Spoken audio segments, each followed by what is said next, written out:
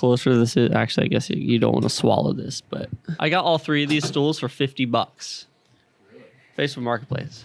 At that rate, just change the table, not the stools. My mom made me the table, though. What is up, guys? My name is Logan Tremellen, and this is the Defying Odds podcast. My guest today is a frequent client of ours, and also the very first person to ever pay me for video production ever. And I think that's really funny to say, and I'm going to go into that story a little bit. But his name is Dante DiCamillo, and yeah, say hi. What's up, guys? Bam. I'm honored to be here with you, Logan. Yeah. So Dante has a ton on his plate. He's started and is running a few ice cream shops. He has a clothing brand. He has a supplement company. He's starting other things. I don't know if I can talk about that. We'll just keep it one there. Yeah. So he has a lot going on, and we're just going to get a little bit into his story. We can jump right in. Bam, awesome. So I started business, I guess you'd say, when I was 14 years old. So growing up, my dad, he quit his full-time job to go into construction work when I was, it's 2001. So I was about, can't do math, 7, 8 years old. So I, at a young age, got to see my dad take that step into, really working for himself, being an entrepreneur. And especially at that time, we're talking back in 2001, that was like a big risky thing to do, to quit your full-time job. And I remember a lot of people who would be like, oh, can't do that. You're going to go broke. That's not going to work out for you. And yeah, it was a struggle, and getting a business started from the ground up. You're talking before social media marketing, before electronic billboards that were, cheap to pay for. Back then he'd advertise in the classifieds, right? And try to get some jobs. So I got to see at a young age him taking that step and going out on his own, creating his own business. So when I was 14, he really encouraged me when I was like, well, I want to do something, here's something you can do, landscaping, right? So at 14, obviously I couldn't drive. So I would pay my grandfather in the beginning to drive me places. I'd do my bids over the phone. I'd put a little ad in the newspaper. I'd do it over the phone so they wouldn't know that I was just a kid. I'd try to, talk with a low voice and be like, yes, this is Dante from, I can't remember even what I called it. I think I called it Ace Landscaping in the beginning, just to place in the classifieds, you place higher if it started with an A. I'm putting myself in an age bracket here saying that. But so that's how I just started in working for myself. And then when I was a little older, I guess when around 17, 18, I got a job serving to fill in the winter time. And I realized very quickly I didn't want to do that. I wanted to be on my own. At that time, I needed that to get through college. So I would landscape and work serving jobs and do that to work my way through the 4 years of college. And then getting out of college, 2017, I graduated, realizing, okay, I don't want to be in like landscaping or contracting forever. That's hard on you. It's not what I wanted to do. I didn't enjoy actually doing that work. So looking around, okay, what would I enjoy doing? And that got me into Rolled Cold Creamery, which was the first kind of business that was like, a big step. And I decided to start that. I think it was end of June 2017. I remember July 4th, we were about to go see fireworks with the family and all. And I was like, got this idea for a logo, and I was tracing it out, and I was like, this is going to be the logo. And then in September of 2017, I found a place, looked at it in downtown Lancaster, and signed that lease. I think we signed the lease the first week of September, and then opened October 6th, 2017. So tomorrow, of our perspective, is October 6th, and that will be 5 years open there. So that was the first shop, and when I was 23 then, so it was like a, big thing, and 23 owning an ice cream shop, it felt good, and I loved the creative process of it. And I realized very quickly that I like the creating side most. I wasn't a great manager. I still am not. I'm not great at managing people. I think I expect a little too much out of them. And also then I'm like, it's okay. I let things slide because I'm just not great at managing people. I like the creative and side of it and building something. And so moving on from that, the clothing brand is something that I had a message I wanted to share. I didn't know how to put it in words, but I first kind of launched Live Restless in 2018. And then during that, I got married. I started a second ice cream shop, and so that clothing brand went on the back burner. And so through the next couple of years, we opened a third shop, closed Lynchburg, it's the second one, so we have 2 ice cream shops now, and launched with a partner of mine. I launched the supplement company Renewed Health. And then just a couple months ago, when I really started hitting you up for more video work, is getting back into Live Restless. I kind of got a clear vision of what I want to share with this brand, the message I want to share, and what I want to accomplish. And so moving forward, Live Restless is what I'm really putting a lot of focus into while doing the other things as well, and the one that we aren't announcing yet. Yeah. So I feel like a lot of entrepreneurs have a very similar story as you do.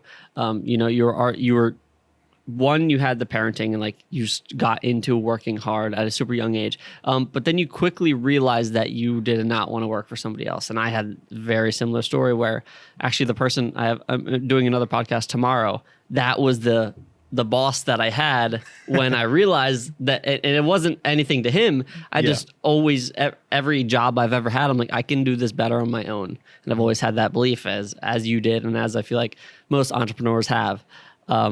So it's funny to hear that we all have those similar things in common when it comes to parents making us work for whatever we want. Mm-hmm. And then we all have that belief that we should do it on our own.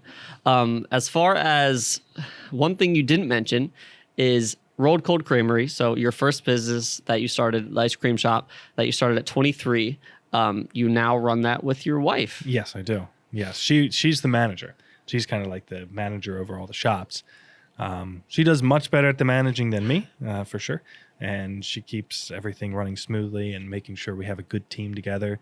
And creating that good team is so important, And even now, as you're bringing on employees or team members, we were talking about that, like creating that team and having people that work together well. That's so important for business because then you can really carry out your mission, Yeah. So you definitely have a lot going on. You have the 2 locations, you have the clothing brand, you have the supplement company, you're doing another thing that's starting soon that we can't talk about. This is the Defying Odds podcast. So we just basically gave everybody a reason to listen to you because you obviously have a lot going on. You obviously have a decent amount of success. But where did it get hard? That's what I want to get into. What were the challenging points? I know you just had to close a ice cream shop location. Yes. So basically my question is, without going over every single hard thing in business, because obviously business is constantly just putting out fires and constant struggles, what are like the 1 or 2 big things that you had to get over when building any of the businesses? Seeing business one day just completely drop off, that is definitely something that you can never really, well, you can see it coming to some extent, but once you're in it, you don't know what to do. You got to learn to pivot along the way. And a lot of businesses closed, so many people closed.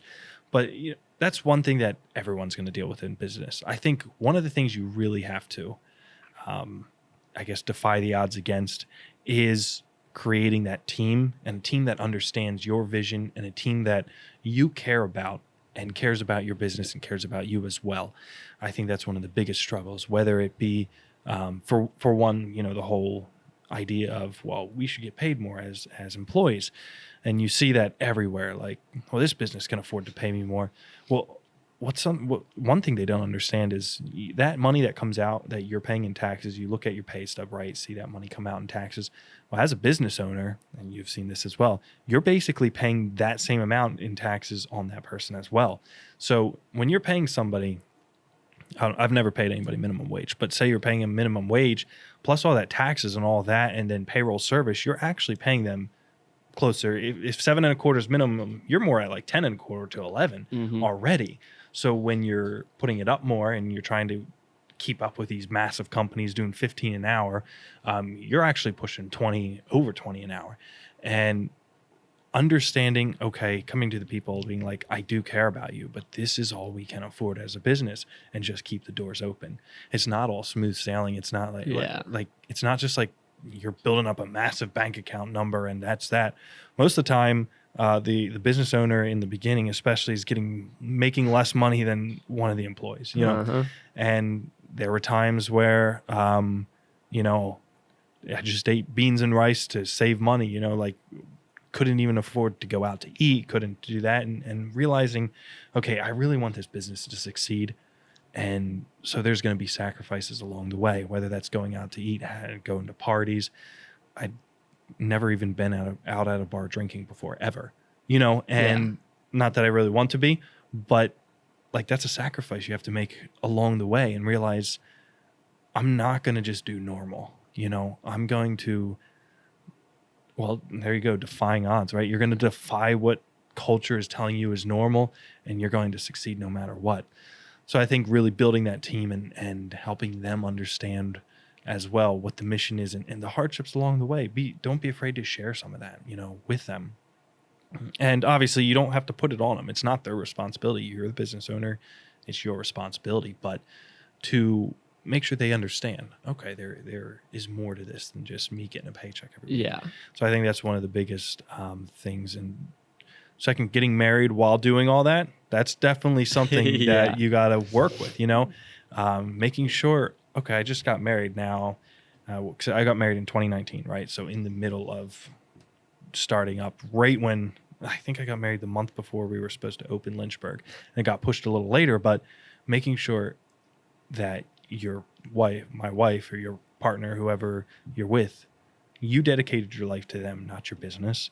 And making sure, since you made that dedication and made that choice, making sure they're number one and business comes second. And along that, their dreams have to become your dreams have to become, and their dreams, like your dreams have to coincide. You take each other's dreams and you meld them together and your life becomes one. And that's a big struggle in business, because you see even top CEOs of massive companies, they grow apart from their spouse and their family falls apart because their number one priority becomes their business. So that, I think, is the second biggest thing, you know, realizing, okay, how do I balance my work and then my personal life there? Yeah, I mean, those are two things that I'm constantly dealing with now, where I have one full-time team member, and even there, I'm like, I want to give him the opportunity to, you know, make more money and build like a financially free or flexible, whatever he wants, life for himself. And we just had a conversation like a week or two ago where I was like, do you want to, you know, like be in the office less and do more outside of the office and have more fun? Or do you want to be in here more and try to gain more skills and gain more knowledge so you can get paid more? And right away, he's like, I want to get paid more. And I'm like, okay, now we're on the same page. This is how we can do it. And I had to do the same thing where I'm like, yeah, you're getting paid this, but it costs me this to pay you that. And for me, it's a lot more than just salary and taxes, because I also had to buy him, you know, $5,000, $6,000, $7,000, $8,000 in gear for him to work. So then on my side, I obviously not on his side, I need to budget that in on to how much that employee costs. So then before I give him a raise, I have to, you know, he needs to be overachieving on top of that value. So recently I had to break that down into a conversation and make it as simple as possible, where I'm like, look, you do these projects consistently, you'll get paid this. But if you do these 1 week and do more, then I'll pay you more. So I'm trying to, even though I'm paying him salary and even though I'm paying him, you know, an hourly wage, I try to give him that, at least like the clarity of what he can do to get paid more. So then he's not just working more to benefit me and benefit the business. He's, you know, both of our values are aligned. And then as far as working on the business and making the business not number one, I feel like that's why I'm really happy where I'm at in my life right now, is because, I mean, I literally took a nap on that couch today because I stayed up until 1:30 editing a video last night. If I had a wife, I don't think I could have, one, stayed up that late, and two, took a nap on the couch in between meetings. So yeah, that's definitely something that I'm not going to give up for the next few years, but every single entrepreneur who loves what they do definitely has to deal with sometime. The most important aspect, I think, and if you're already in the business and you're finding a spouse, is both being completely open about your goals and both having goals. Like if only one of you has goals, you're going to leave the other one behind. And if you both have completely separate goals, even once you get married, you're going to grow apart because the goals take you on separate paths. So realizing, hey, these are my goals, these are your goals, here's how they converge. And then together, business becomes number one for both of you. And then as you, and that's what, getting married is. It's two people becoming one, so to speak. And so once you do that and you can successfully do that, then that kind of business becomes number one for both of you. And yeah, so you're right. It's a process for sure. And you're in a unique position where you both work in the one business. Yes. So that's pretty cool. It is. Next, I want to go into your main focus. You said right now is Live Restless, your clothing brand. Yes. The T-shirt that you're wearing, it says sacrifice on it. And I know we've talked a lot about this outside of not being in front of the cameras, not being in front of the mics. But explain a little bit what you mean when you say sacrifice. You actually said it a little bit in the last question.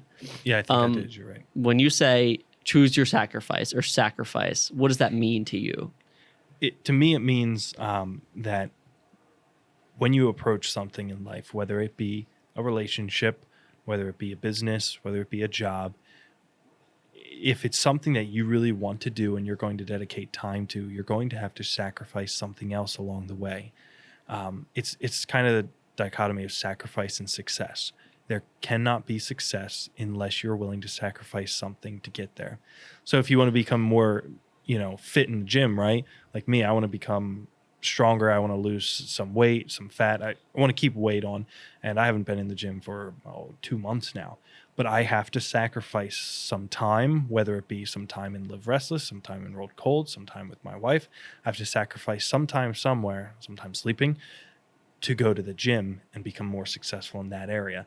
And then you put that on a broader spectrum, and that's why, people who are truly successful in their business and their careers, they're not out partying every night. They're not even out partying on weekends. They're not at the bar. I see the long line at the bar when I'm closing up Rolled Cold at midnight or 1 a.m. on a Saturday.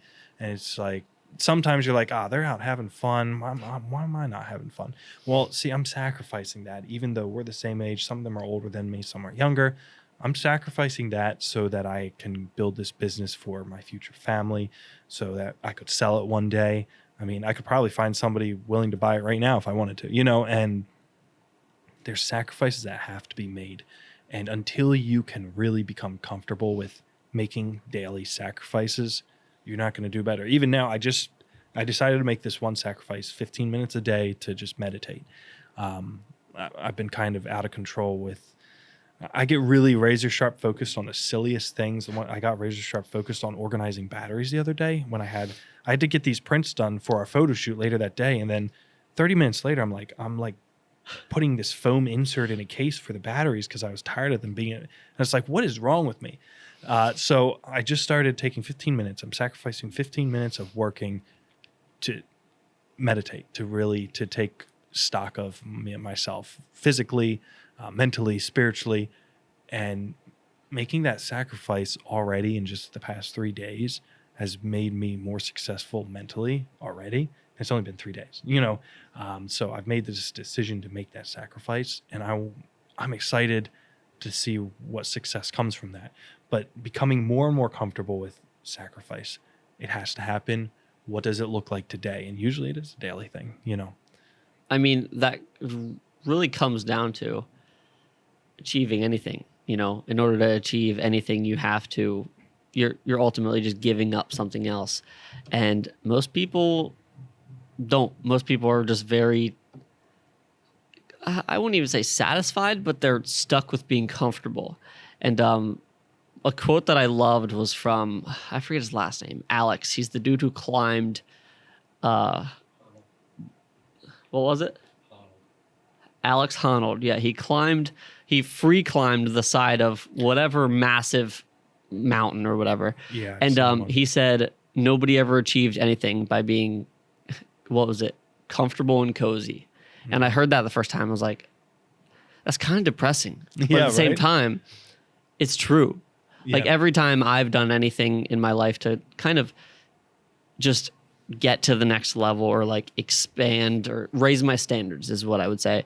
I always had to get uncomfortable. That's why I bought this, or why I started running this office space. That's why I brought on a full-time employee. I was intentionally making myself uncomfortable. I've done that dozens and dozens of times, where like one time when I had a couple $100 in my bank account, I took on $10,000 of personal development classes because I wanted to find a way to pay for it.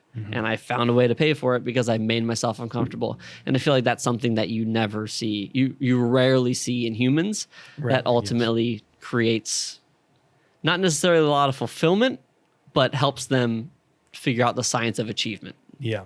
I think that understanding the difference between contentment and complacency, and they're like, no, I just want to be content. I'm content where I'm at. No, you're not. You're complacent. You're not actually happy there. It's that you're comfortable there. And that's a big difference. Yeah. So you're right.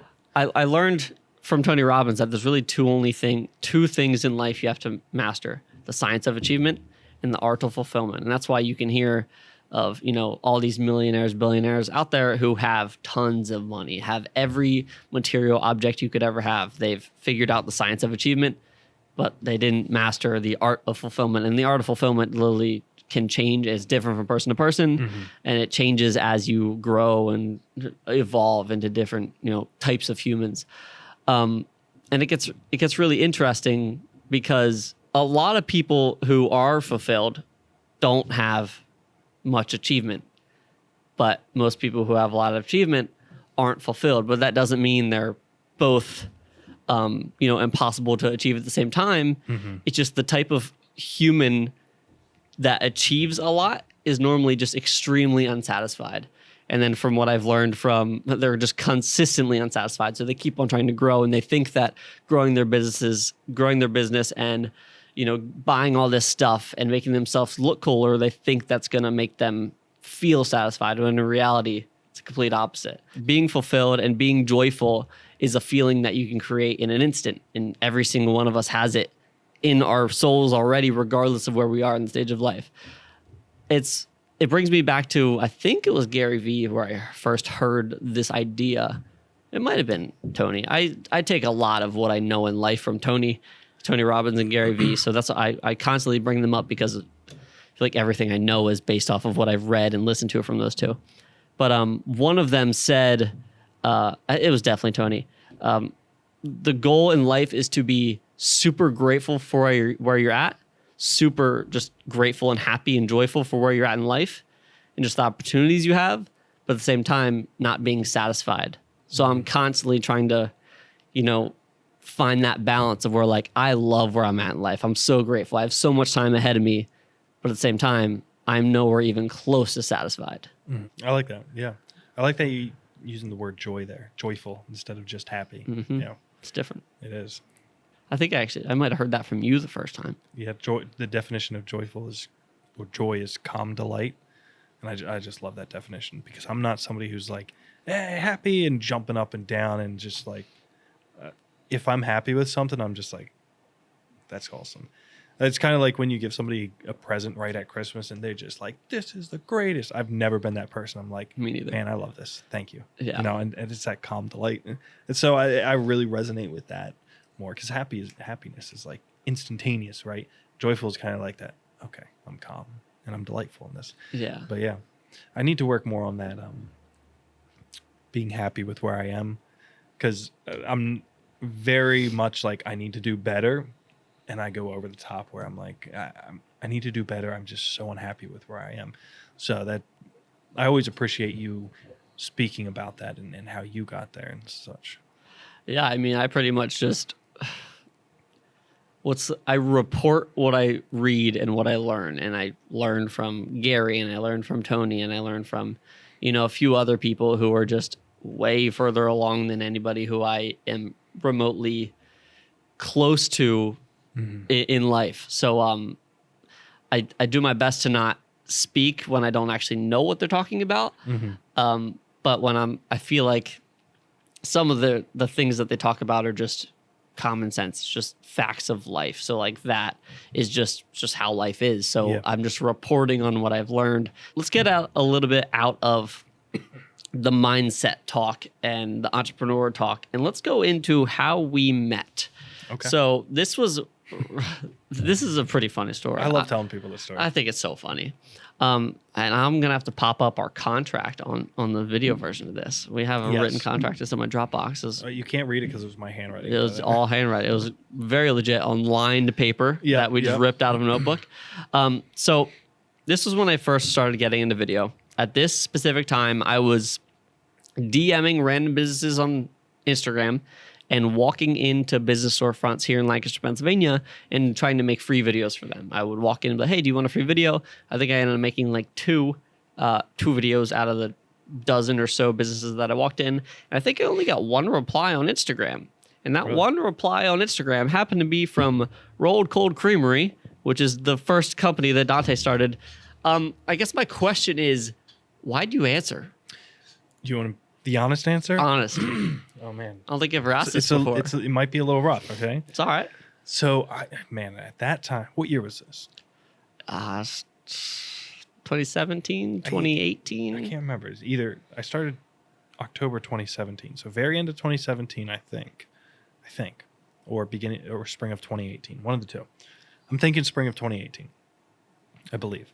But first, it was like my wife, who we weren't married yet. She was managing there. Now, I hired her I didn't meet her through Rolled Cold. I hired her before. Anyway, so she was like, this person called and they want to do a free video. I was like, I think called. Did you call? I don't think so. Or it was like that would have been very outside of my comfort zone to make a phone call. Walking in stores was very weird for me. It was a DM. Yeah. You DM'd a couple times, I think. I'll have to look back at it. I'm sure it's still there. You will.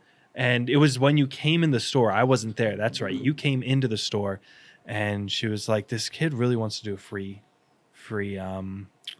video for you. And I was like, I don't really, if they want to do a free video, it can't be that good. It wasn't. And you just kept going at it. I don't know how many times you walked in more than once. And I think you messaged a couple times.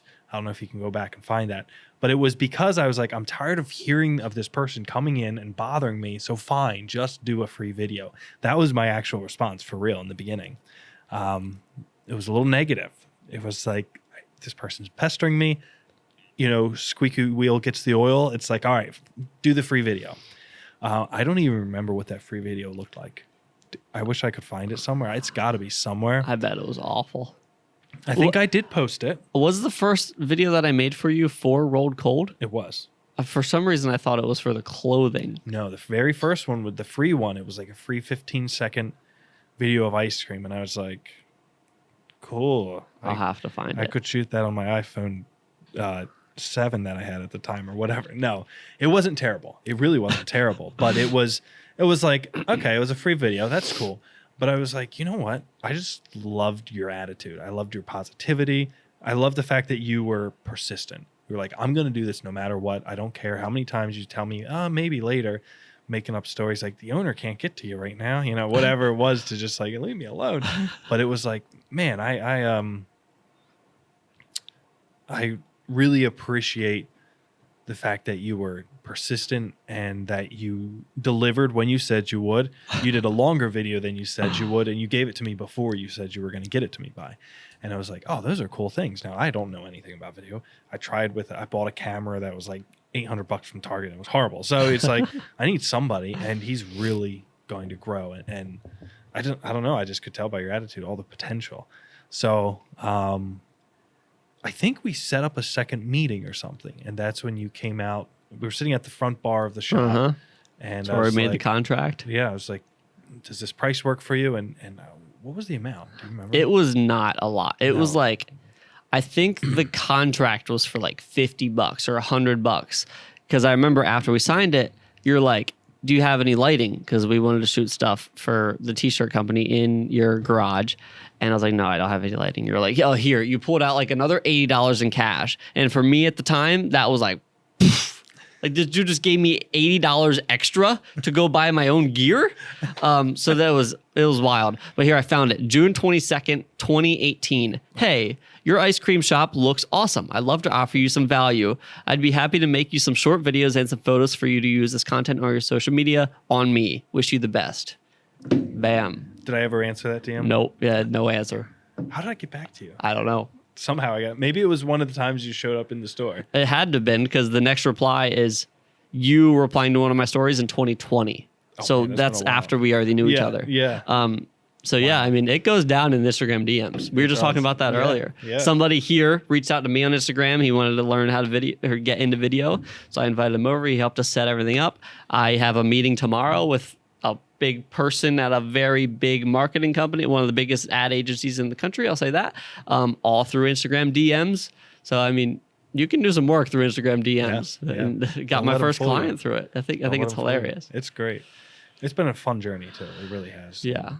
I don't seeing your progression over the time is great. Yeah. My videos sucked back then.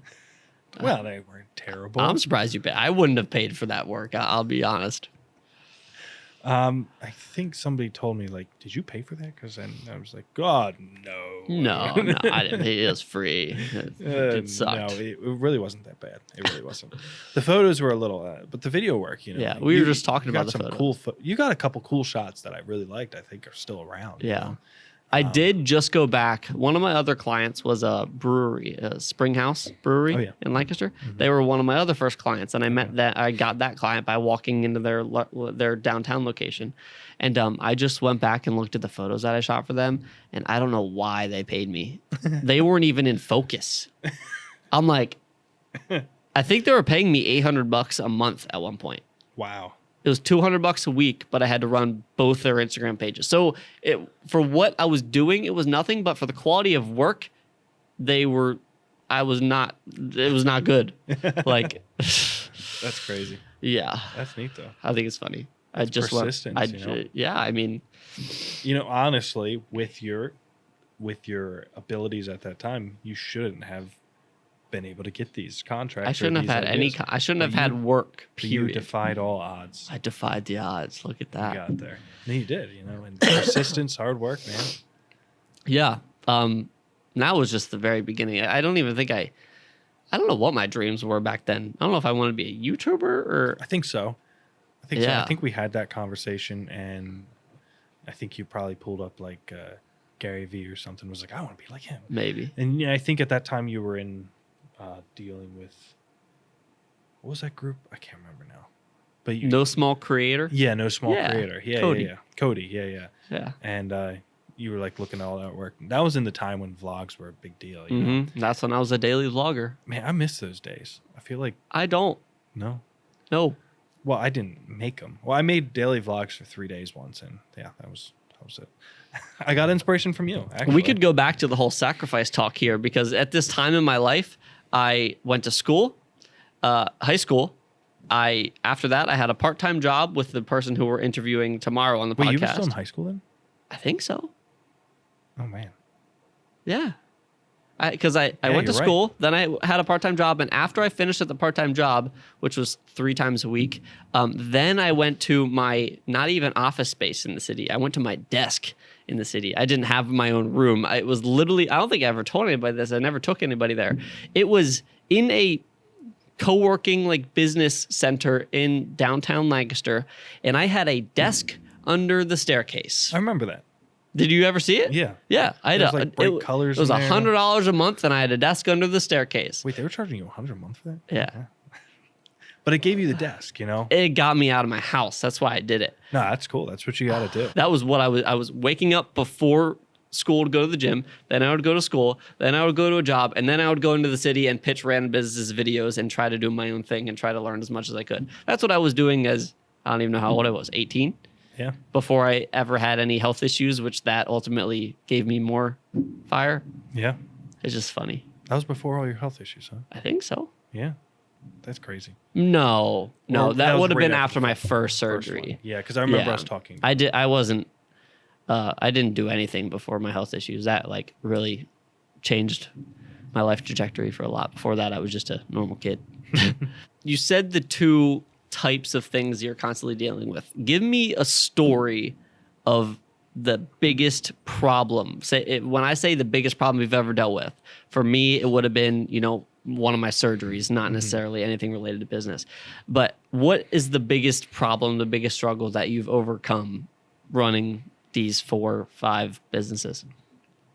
So one of the biggest struggles, I was dealing with contractors that weren't delivering on time, blaming everything on me, and a leasing agency that wasn't really holding to what they said. Eventually, they did make good on their word. But at that time, it was just a struggle. I got married in June of 2019, and we were supposed to open the shop the August 1st. So at the end of June, the shop was supposed to be completely finished by the contractors. I was going to come in, lay my flooring, do the finishing work. Because I did a lot of work myself. I laid, for how big was that space? 2,400 square feet. I laid all the flooring myself. So I went down there. We had just gotten married, came back from our honeymoon, like beginning of July, second week of July. We go down there. Nothing was done. There was not even bathrooms in the place. Nothing. They told me it was done. So I actually called up the contractor standing outside the building. I was like, just want to make sure we were up to this point at the building. They said, oh, yeah. I said, no, you aren't. I'm standing outside. I was so angry. And, they had some reason and all. And the contractors the workers were great. It was just bad time management. So I'm not trying to bust on anybody. I don't even remember the name of the company at this point. They were working for property management company. And anyway, it was just such a big struggle, and it was stressful. And so we stayed up. I remember we got down there, drove 5 hours, worked all day. Contractors showed up, they worked, they left, still working. Hannah slept up in the mezzanine, which was a little second floor seating area. We put cardboard down. I don't think we even had an air mattress at that time. We just had blankets on the ground. She went to sleep up there. I was putting in flooring all night long. Talk about choosing your sacrifice. Yeah. Next morning shows up. I'm still working, literally still working. Hannah's back awake, helping me again. These contractors come back. They're like, you're already at it? And I was like, bro, I didn't even go to sleep last night. Then they leave for the day, and I was still working. And then the next day was Hannah's birthday. And we were still down there.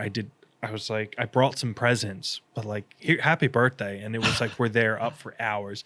And she was a little bit hurt, like I put the business before her birthday, and I made that mistake then. And I'll never make that mistake again, because to this day I feel bad about it. I should have done that. There was no reason to. Yeah. Who cares if the business opens a day later, whatever. And we were fighting a clock and all that. And that whole situation was just such a struggle. Looking back, like, that made me hate that building, actually. So much struggle happened there that shouldn't have happened, that there was no reason to. It could have been all handled better. I actually got this feeling of disgust when I walked in, and I couldn't shake it. And there's just so many problems with that location. We had management issues, a lot of misunderstandings, and in general, that one. And so then the final sacrifice was cutting off. I still hold the lease to that building. I still hold the lease for another year and a half, but there's nothing there. I cleared it, and that's that. Just cut it off.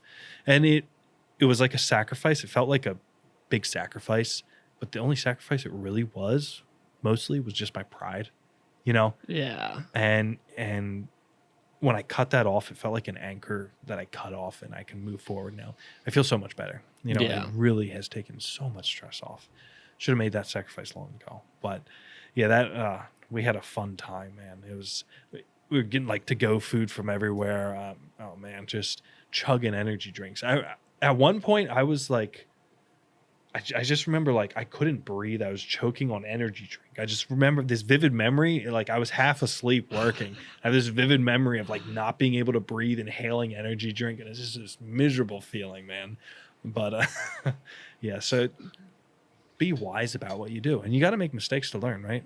Or learn from my mistakes, I made the mistake for you. Listen to my advice here. Absentee management, very difficult to do. Make sure you have a good team in place before you take that route, The best business deal I ever made monetarily wise, investment for return, was my end of my freshman year of college. This guy who cut everybody's hair, he had a client list. He was a good barber in college. We weren't really supposed to, but he'd set it up in the dorm, and he'd give all the RAs free haircuts, so they never said anything. But my best friend, who was also my roommate, he was like, I just wish I had a way to earn cash. And I was like, bro, you should cut hair. He's like, I don't know. I've never cut hair in my life. I was like, listen, I'll buy you the business. I'll pay. The guy wanted to sell the whole business and the client list for $500 for the equipment, the client list, and everything. And he'd give you he was going to give a week of training. Okay, cool. So I paid $500 and I said, for the first year, we split whatever you make cutting hair. We just split down the middle. And then at the end, you pay me back an extra $250 towards this $500 investment, because I had no idea what was going to happen. The dude, my best friend, he's super artistic. Like, he could be the best tattoo artist. And so he was like, all right, cool. And the first haircuts, I don't know. They were all right. And that first year, I made a return, I think, I profited like $3,500 that semester off that $500 investment. And it was because he was a hustler. And he did good work. He started at $7 a haircut, and we'd each get $350. Jeez. And then it was like up to by the end, and then guys were tipping him, and he was doing designs and getting in trouble with the school because you weren't supposed to have designs in your hair. We'd get talked to all the time, like the illegal barber shop, out there. Then it was all tip based because you couldn't actually charge.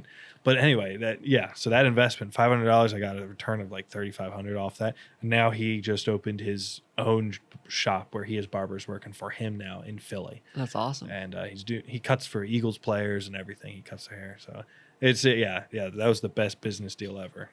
Bam. Sounds simple. You didn't have to do anything. I know. I didn't. I really didn't. You just gave him some money?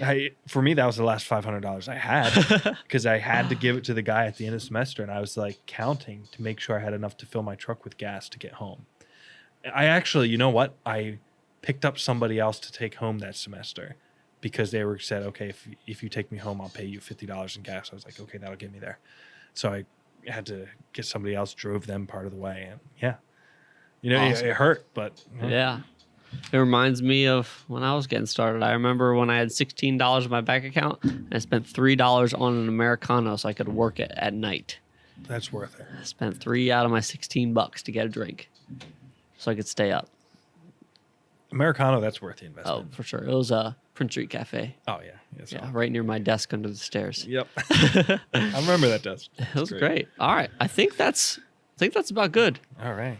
Running out of SD card space. So, we kind of have to wrap up. I got to wrap up, Yeah, awesome. So that is Dante DiCamillo. Thanks for coming on. Hey, thanks for having me. I appreciate it. It's of course. Always an honor. Cool. Until next time. Do you have an intro song? Nope. You gotta get an straight intro song. raw. It's just me talking. You got to get an intro song. That's my intro. Oh, I didn't take any. Do you mind just taking like a story picture? Should we we're act gonna like we're fake talking? it. Even though we're still kind of we recording the still are. podcast. I didn't turn off anything. You didn't turn off anything? No, I didn't turn off anything. Which way would you like? Vertical. Perfect. So Just one. when you make your peanut butter and jelly sandwich, what do you put on first? The peanut butter or I'm the allergic jelly? to peanut butter. So you do the jelly first. Jelly. And then forget the peanut butter. Forget the peanut butter. That makes sense. A little cashew butter is good.